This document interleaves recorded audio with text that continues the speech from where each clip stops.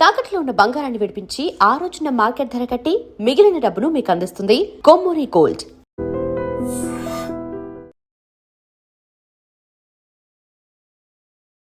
నమస్కారం, welcome to I dream. ధర్మ మార్గం విత్ విజిత కార్యక్రమానికి స్వాగతం.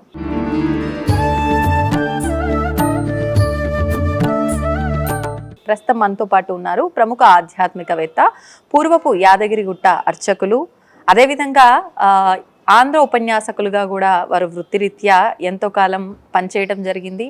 అదేవిధంగా ఎన్నెన్నో మంచి మంచి ఉపన్యాసాలు ఇస్తూ ఉంటారు, ఎన్నెన్నో మంచి మంచి విషయాలు అందరికీ తెలియజేస్తూనే ఉంటారు. ఎప్పటికీ వారెవరో కాదండి, మనం ఇంతకు ముందు కూడా వారితో మాట్లాడడం జరిగింది, ఎన్నో మంచి విషయాలు తెలుసుకోవడం జరిగింది. వారే డాక్టర్ సందుగు కృష్ణమాచార్యులు గారు. వారితో మాట్లాడి మరిన్ని విషయాలు ఇప్పుడు కూడా తెలుసుకునే ప్రయత్నం అయితే చేద్దాం. నమస్కారం అండి. నమస్కారం. అందరికీ విజయములు. తెలుగు సంవత్సరం ఉగాదికి స్వాగతం పలుకుతూ నూతన సంవత్సరంలో యుద్ధ భీతి లేకుండా ప్రజలు దేశాలు సుఖశాంతులతో ఉండుగాక. అందుకు ఉగాది శుభాకాంక్షలు. మీకు కూడా ఉగాది శుభాకాంక్షలు అండి. ధన్యవాదాలు. మరి ఎలాగూ మీరు శుభాకాంక్షలతోటే మొదలు పెట్టారు, మనం కూడా ఉగాది గురించే మాట్లాడుకునే ప్రయత్నం చేద్దాం. ప్రత్యక్ష దైవం గనక శ్రీవైకుంఠ విరక్తాయ స్వామి పుష్కరిణీ తటే రమయా రమమాణాయ వెంకటేశాయ మంగళం. తుషారాద్రి సమఛాయం తులసీధామభూషణం తురంగవదనం వందే తుంగ సారస్వతప్రదం. మంగళం నరసింహాయ మంగళం గుణసింధవే మంగళానాం నివాసాయ యాదాద్రీశాయ మంగళం. శుభం. అందరికీ మరోసారి శుభాకాంక్షలు. ధన్యవాదాలండి. మరి ఇప్పుడు రాబోతున్నది శ్రీ పరాభవనామ సంవత్సరము. ఎలా ఉండబోతోంది ఈ సంవత్సరము? మనకి పండుగలు వచ్చాయి అని అంటే ఏదో మనం నచ్చింది చేసామా, కొత్త బట్టలు కట్టుకున్నామా, పిండి వంటలు చేసుకొని తిన్నామా, ఇదే కాదండి. మన పెద్దవాళ్ళు చెప్తూ ఉంటారు, ఈ పండుగలు అనేవి పట్టుకొమ్మలు, మన ఆచారాలు సాంప్రదాయాలని మళ్ళీ మళ్ళీ మనకు గుర్తు చేస్తూ ఉంటాయి అని చెప్పి. నిజంగా ఒక రకంగా ఈ పండుగ మనకు ఎలాంటి ఒక ఇన్ఫర్మేషన్ ఇస్తుంది, ఏం మెసేజ్ ఇస్తుంది దాని గురించి? చాలా చక్కటి ప్రశ్న, అవసరం కూడా. అవును. 60 ఏళ్లలో పరాభవ నామ సంవత్సరం రాబోతుంది. శని సంచారం చాలా విశేషంగా ఉంది, అన్ని రాసుల వారికి ఉంది. అవునా? అంతేకాదు ముందు మీడియా ద్వారా శుభాలు చెప్పాలి, కష్టాలు చెప్తే కోపాలు వస్తాయి అందరికి. కానీ చెప్పాల్సింది కష్టాలు, నిజం చెప్పాలి. కాబట్టి ఇది పరాభవనామ సంవత్సరం. పాటకు ముందు మ్యూజిక్ వచ్చినట్లు కొంత సౌండ్ వస్తూ ఉంటుంది పాటకు ముందు. కష్టాలకు కూడా ముందు యుద్ధ భీతి ప్రారంభమైంది విదేశాల్లో, యుద్ధ భీతి ప్రారంభమైంది. కాలంలో చలి ఉంది అన్నప్పుడు వేడి వస్తుంది, వేడి ఉన్నప్పుడు చలి వస్తుంది, అధిక వేడి వస్తుంది. ఇలాంటి కొన్ని మార్పులు జరుగుతూ ఉన్నాయి. అయితే వీటన్నిటికీ ప్రధాన కారణం దైవ చింతన, పెద్దలను గౌరవించుట. ఇక ఒకటి, మీరు ఉగాది అన్నారు, అసలు దాని పేరు యుగ ఆది. ఎప్పుడూ కోటాను కోట్ల ఏళ్ల క్రితం మన తెలుగువారు ఏర్పరచుకున్న సంస్కృతిలో, సంస్కృతం నుంచి వచ్చినటువంటి దానికి యుగ ఆది. ఆ యుగ ఆది, అది నూతన సంవత్సరం, కాలానికి ఆది. ఆ కాలపురుషుడి యొక్క అనుగ్రహం ఉండాలి. అంటే ఆ రోజు పంచాంగ శ్రవణం చదువుతారు. శ్రీ కళ్యాణ గుణావహం, రిపుహరం, దుస్వప్న దోషాపహం, ఇలాంటి ఎన్నెన్నో పంచాంగ శ్రవణం చేత అందరికీ, ప్రజలకు, ప్రాణికోటికి క్షేమం జరగాలి. అయితే ఈ సంవత్సరం, ఈ పరాభవనామ సంవత్సరంలో రాజులకు భీతి ఎక్కువ, రాజకీయ నాయకులకు భీతి ఎక్కువ. అనగానే భయపడాల్సిన అవసరం లేదు, మొదలే భయపెడుతున్నారు అనుకోవాల్సిన అవసరం లేదు. కానీ కృషి ఉంటే ఋషులవుతారు. కనుక పట్టుదల ఉండి ఏటికి ఎదురైతే ఆ ఎదురీతలో విజయాలు ఎన్నో ఎన్నో ఎన్నో చేకూరుతాయి. కనుక ప్రజలకు చెప్పేది ఒకటే, అన్నీ విందాం, తెలుసుకుందాం. ముందు చెడేంటో తెలుసుకుందాం, తెలుసుకొని తర్వాత సుఖం గురించి మాట్లాడదాం. అది సుఖం వచ్చేది వస్తుంది, చెడు వచ్చేది వస్తుంది. కారణం, సముద్ర మదనం చేస్తే ముందు వచ్చింది హాలాహలం, పరమేశ్వరుడు స్వీకరించాడు. తర్వాత అమృతం వచ్చింది. అంతేకాదు ఓషధులతో ధన్వంతరి వచ్చాడు, ఓషధులతో ధన్వంతరి వచ్చాడు. కల్పవృక్షం వచ్చింది, కామధేను వచ్చింది, అన్నీ వస్తాయి. కానీ ఆ మహావిషానికి భయపడొద్దు, అమృతం వచ్చింది కదా అని పొంగిపోవడమే కాదు, 10 మందికి ప్రేమను పంచాలి, అందించాలి. ఇక్కడ అమృతం విషయం వచ్చింది కాబట్టి కద్రువ వినత కద్రువ చరిత్ర ఉంటుంది గరుత్మంతుడి యొక్క చరిత్రలో. ఆ గరుత్మంతుడు అంటే పక్షి జాతి, 2 రెక్కలు ఉంటాయి. ఒకటి జ్ఞానం ఒక రెక్క, 2 అనుష్ఠానం ఒక రెక్క. ఇది యువతకు తెలియాలి.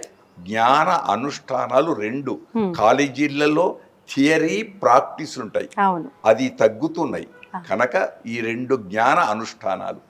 ఆయనే కద్రువను నాగమాత దాస్యము పోవటానికి తల్లిని అడిగితే మాకు అమృతం ఇస్తే పోతుంది, అమృతం ఇంద్రుడి దగ్గర ఉంది అనగానే తండ్రి ఆజ్ఞ తీసుకుంటాడు, శక్తి తీసుకుంటాడు, వెళుతాడు, జయిస్తాడు, వస్తాడు.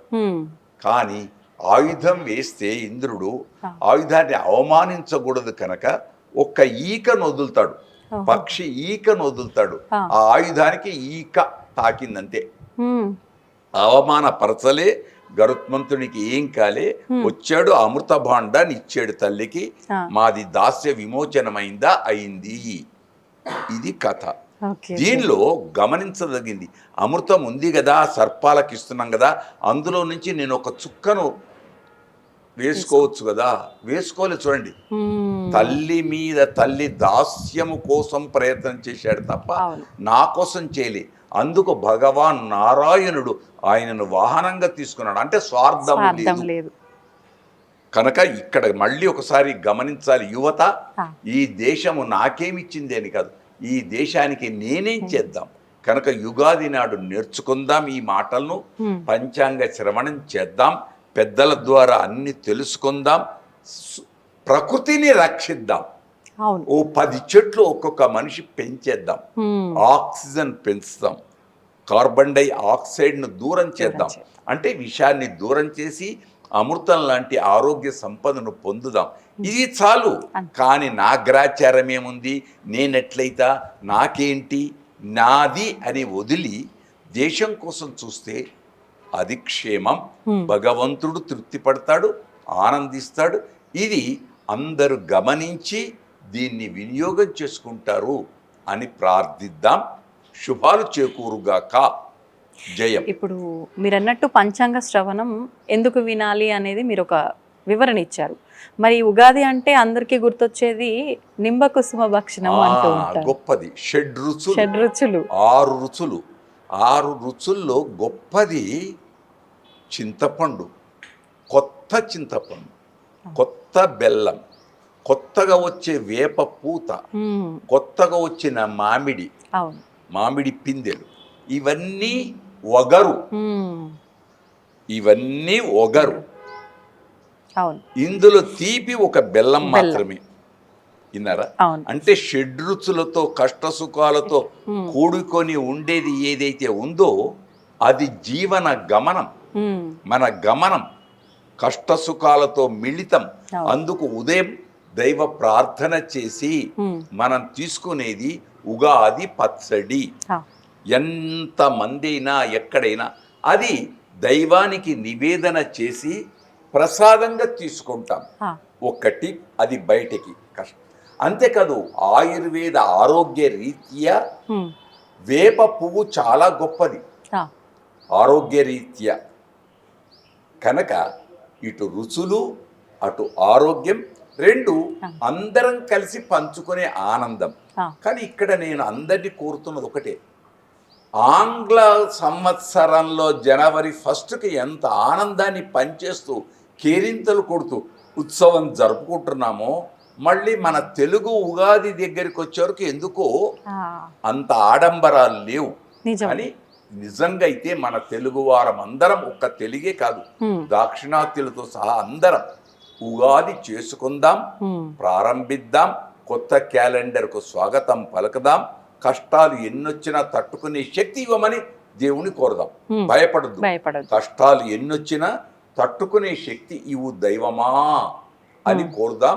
ఇప్పుడు రాబోయే ఉగాది కాబట్టి మా ఛానల్ ద్వారా ఐడి ద్వారా మేము కోరుతుంది శాంతి చేకూరుగాక, శాంతి చేకూరుగాక. అమెరికా ప్రెసిడెంట్ అయినటువంటి అధ్యక్షుడి యొక్క మనస్సు మారి యుద్ధం వెళ్ళి శాంతి అగుగాక అని దైవాన్ని ప్రజల వైపు నుండి ఒక బ్రాహ్మడిగా ప్రార్థిస్తూ ఉన్నాం. శాంతి కామకులం కనుక. అందుకే ఒక మాట అంటాడు మహాభారతంలో తిక్కన సోమయాజి, పగ ఎడగించుటెంతయు శుభంబు. పగ ఉండొద్దు, అది శుభం. పగ అడంగునేన్ పగ చేత పగ అడగుతుందా అంటే పట్టుదల పోయి నేనంటే అది యుద్ధం ఎక్కువనే అవుతుంది తప్ప రెండు చేతులు కలిపితేనే ధ్వని, ఒక చేతితో ఎప్పుడు రాదు. కనుక అలాంటిది లేకుండా దేశం ఆనందంగా ఉండి ధరలు తగ్గి, ముఖ్యంగా ఆడపడుచుల కోసం ధరలు తగ్గి, యువతకు ఇతరుల కోసం పెట్రోల్ ఇలాంటి ఇంధనమాలన్నీ ధరలు సామాన్యంగా ఉండి అందరూ సుఖశాంతులతో ఉండాలి అని మా యాదాద్రి నరసింహుని, ఏడుకొండల రాయణ్ణి, ఇతర దేవతలందరినీ ప్రార్థిస్తూ ఉన్నాం. మా ఐడి ఛానల్ ద్వారా, వాట్సాప్ గ్రూప్ ద్వారా ఎందరికో అందరికీ ఉగాది శుభాకాంక్షలు. సంతోషం అండి, ధన్యవాదాలు. మీకు కూడా ఉగాది శుభాకాంక్షలు. జయము. తవ్వండి, తవ్వుతూనే శివలింగం. సరే దాన్ని అట్లా కప్పేసేయండి, చూపించదండి. Krishna is there. మూర్తి పూజ కాదు, సాక్షాత్ బ్రజేంద్ర నందన భగవాన్ ఉన్నారు మూర్తిలో. ఏమీ ఆశించకుండా ఆరాధించే వాళ్ళు కూడా ఉన్నారా ప్రభుజీ? నిజమైన భక్తి అంటే మనకు తెలియదు కాబట్టి